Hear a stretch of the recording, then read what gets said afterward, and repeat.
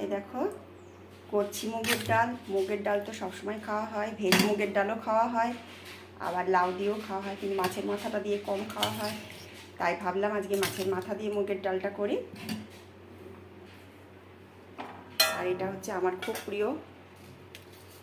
আর এই তেলের মধ্যে দিয়ে দিলাম জিরে ফোড়ন, শুকনো লঙ্কা, আর হচ্ছে একটা তেজপাতা।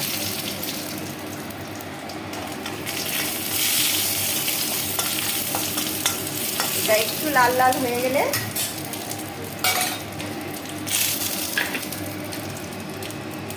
আদা রসুনটা গ্রেট করে রাখছি, তোমরা বেটেও দিতে পারো। আমি আর বাটাবাটি করিনি,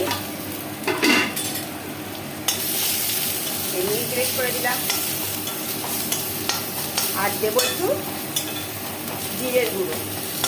ভাজা হয়ে গেছে, এটা তো বেশিক্ষণ ভাজতে লাগবে না। এবার সিদ্ধ করা ডাল, ভাজা মাছের মাথাটাও সব দিয়ে দিলাম, একদম ইজি প্রসেস।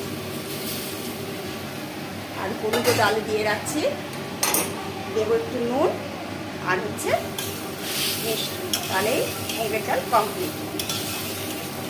আর তার সাথে কি হবে জানো? তার সাথে হবে এই বকফুল ভাজা। তারা তোমাদের দেখায়, এই যে বকফুলগুলো, এগুলো ভাজবো ডালের সাথে খাওয়ার জন্য।